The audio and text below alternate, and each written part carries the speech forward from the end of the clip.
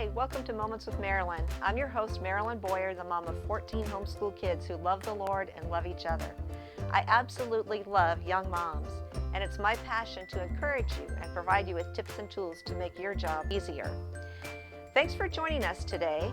Last time we talked about 10 things that I would do again if I had to homeschool my kids all over, and today we're going to talk about 10 things that I would do differently. But before we get started, let me remind you that you can access our podcasts on our Facebook page, our YouTube channel, on Google Podcasts, Apple Podcasts, or wherever you prefer to download your podcasts. Okay, so let's get started here. I had the experience of homeschooling my kids for 37 years. Yes, 37 years. I started out not knowing anybody else that homeschooled their kids. So I was kind of scared. I thought I might mess them up. So I started with a real traditional approach. I could only get books from Abeka. That's all that was available to me because nobody sold to homeschoolers back then. People thought you were loony and book salesmen would not sell to you. So I had to get my books through a school. And the headmaster there helped me get my books to use. I didn't have teacher's guides, which I think was a real blessing because I just took the books and used them my own way. I later found Abeka is very rigid. I love their books, but they're very rigid in their system, and I didn't do it that way because I didn't know that's how they did it. So that was a blessing in disguise. But I felt like I had to do everything in the books. The kids had to do every question, every problem.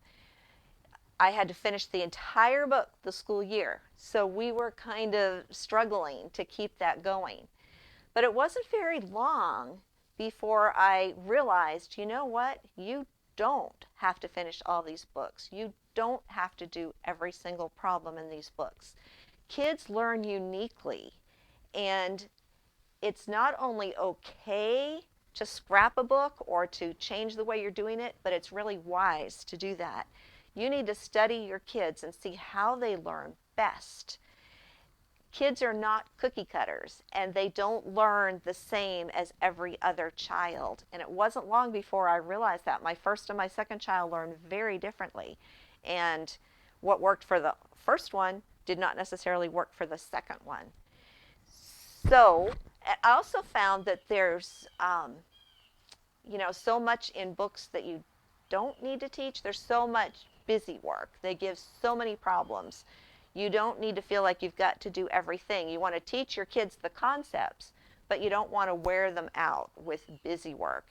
We talked a little bit about that in My Kids Hate Schooling. So if you want to know more about that, you can check out that previous podcast. I talk about that in quite detail. Secondly, don't assume that the government schools study what's best for children and have done the research, and that's why they teach what they teach when they teach it. That's just not true. That's what I assumed. I just assumed that. I went to college to be a teacher. I only went 1 year, but that was my desire, was to be a teacher. And I just assumed that what was in the textbooks had been studied out, that this is what children need to know at this particular age. This is how they need to learn it. That's just not true. Look for God-given desires, interests, and abilities in your kids.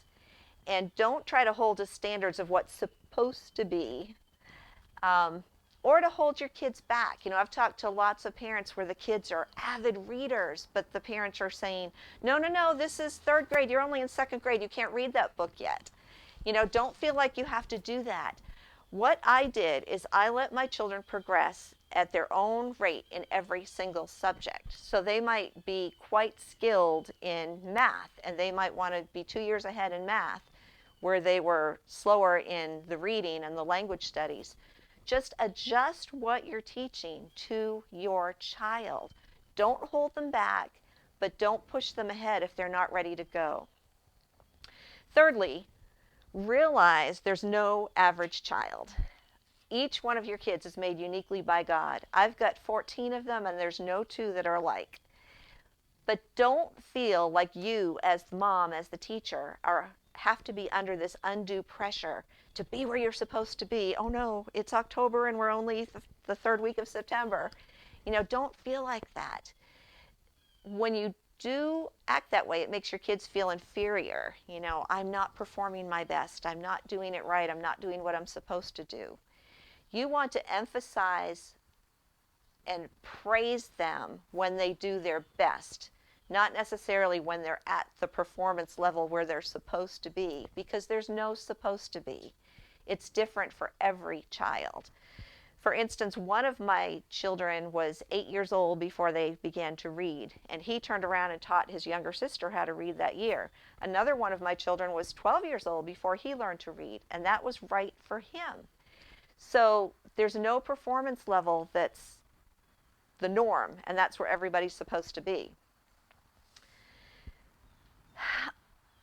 Don't feel pressure from other people, which, especially in the early years of homeschooling, I think all of us parents felt that way because we were doing something that was not normal. We were teaching our kids at home and nobody had ever heard of that. So we had this pressure of feeling like we had to share with others that our kids were where they were supposed to be, or that they were being socialized the way that they were supposed to be socialized. You have nothing to prove. You need to make the atmosphere in your home free and uplifting for your kids to learn unhindered. Praise their achievements, especially if they're struggling. If you know that it's been really hard for them to get a concept, praise them when they finally get it. Praise them even if they haven't finally got it, but they're struggling and working hard to get it. God is our judge, and He's the only one we're going to answer to, not our parents or our neighbors or the people next door.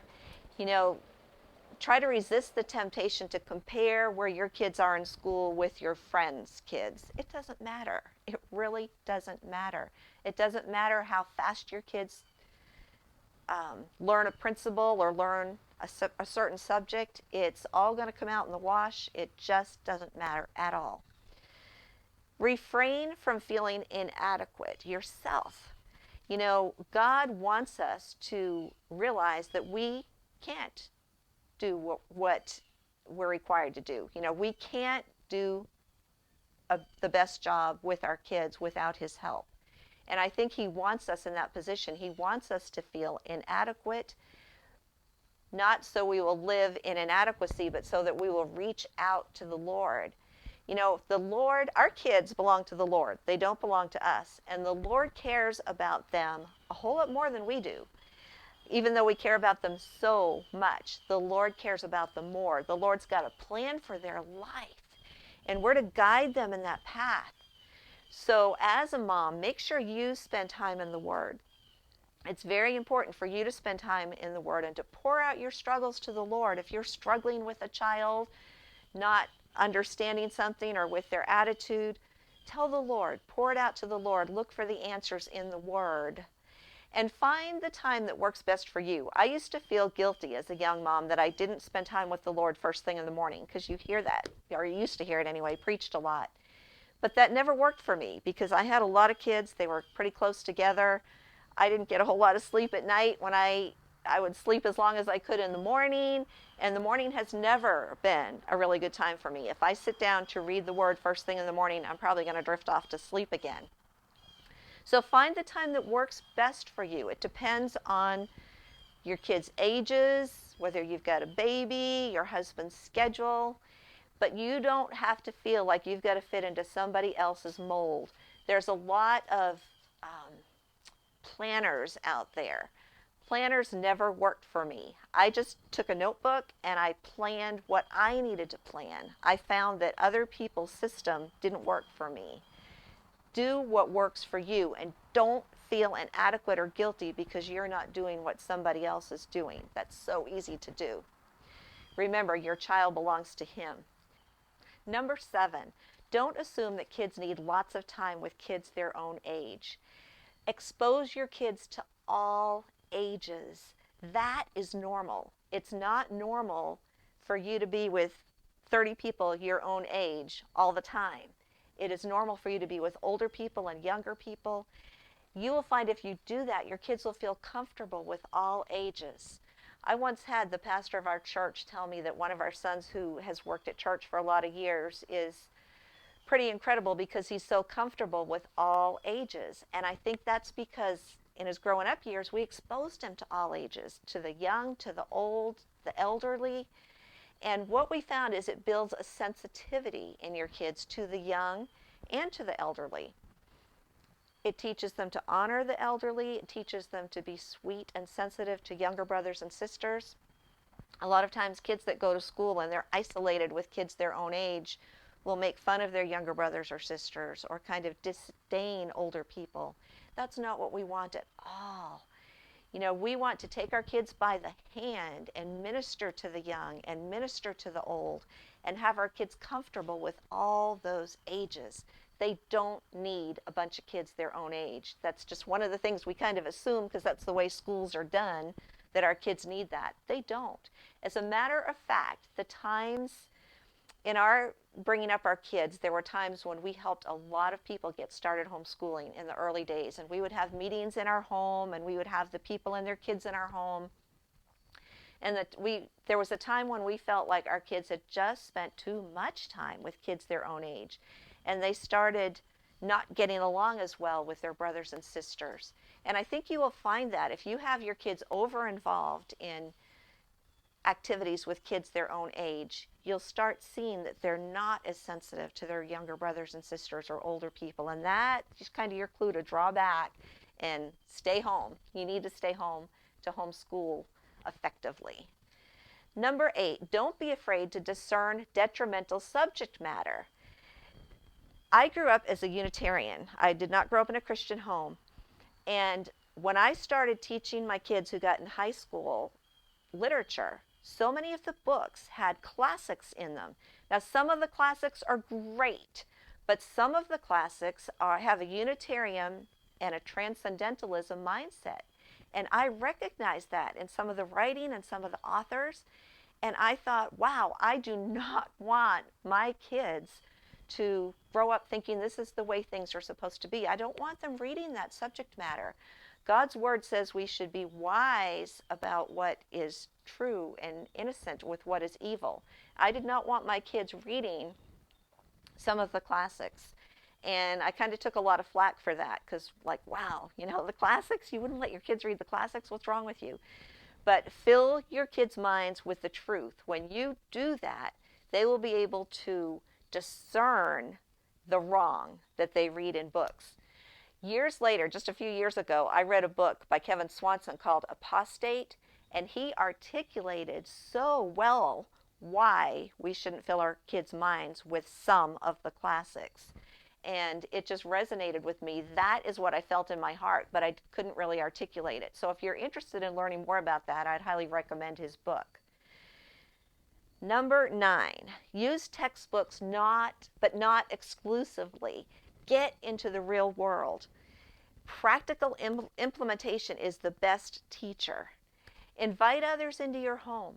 I would invite other families in our home, and I would ask the dad, you know, what did you do? What do you do for a living? And did you go to college? And are you glad you went to college? Or what would you do differently?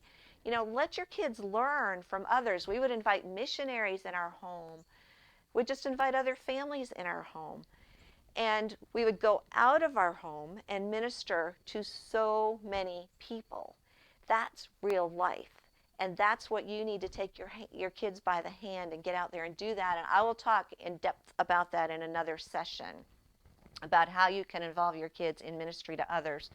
We've written a whole book, Character in Action, that has tons of ideas to help you do that. And we'll talk about that later. Number 10, don't waste large quantities of time teaching what your kids will never need to know. Evaluate on a child-to-child basis and make the best judgment. If you decide your kids don't need this and later on they do need it, they can learn it at a later time, and they'll learn it faster if they see a need for it. A practical example with that, my oldest son kind of had a mental block against the upper maths. He just couldn't get over, why do you have X's and Y's and A's and B's? Why can't you just do math? So I gave him a basic introduction to algebra and geometry, but I did not spend a whole year on algebra or geometry with him. He later decided to be a lawyer. He needed one math class to pass his entrance exams. He took it at a community college in the summer. It was a course that took 2 weeks. He passed it with, I think, a B. And then he went to college and law school. And I think he only had 2 math classes he ever had to take to get his law degree. But then he had a goal in mind. He wanted to become a lawyer. So he applied himself and he learned the math that he hadn't learned before. So you don't have to worry about missing something. You're not going to mess your kids up permanently if you don't teach them something. And just because the public schools do it doesn't mean your child needs to do it. Also, learn to exchange subjects for what your child does need to learn. If your child wants to be a veterinarian, let them do veterinary science instead of chemistry. You know, switch out the subjects that work best for your child. If your child wants to be a mechanic, let him do some mechanic courses instead of some of the normal high school courses. There's no problem with doing that. You can do that. You can guide your child's education so that they come out of the time in your home best prepared for what God has for them in the future. What your job needs to be is teach your kids how to learn and don't squelch their love for learning. If you do that, your kids can learn whatever they need to learn whenever they need to learn it. You know, life is a school and God is our teacher. And sometimes God takes us through lessons we never would go through if we had the choice. For instance, I think of a time, and I tell about it in Parenting from the Heart. There's a chapter in here about our experience with our son Josh. He was our 4th son. He was 17 years old when he got leukemia, and he went to heaven 7 months later. During that 7 months, we could not do school. I was taking him up to UVA, which is a hospital about an hour and a half away from where we live. We had to have our bags packed, be ready to go if he got a fever. When he first got diagnosed, I was pregnant with Kelly, so for a long time I was taking a baby in a pack and play in a diaper bag up there to his hospital room, and school was on the back burner. But, you know, we learned so many life lessons, and I tell about that in Parenting from the Heart, that one chapter, that we could not have learned any other way. And sometimes God will do that. He will take your plans and He'll change them, and He'll teach you something you never even dreamed of learning about. But I can honestly say all my kids and my husband and I are better people for having gone through that experience with Josh. You know, God had plans for us that we could not foresee, and heaven's forever, and we're going to have fun with Josh one day in heaven for eternity. So remember, as I said, life is a school, and God is our teacher. Don't kick the bricks against that. You know, cooperate with God and learn the things that He has for you to learn. And remember, any time you spend teaching your kids God's Word is never wasted. God's Word never returns void. Thanks so much for joining us today. I look forward to being with you next time. Have a good day.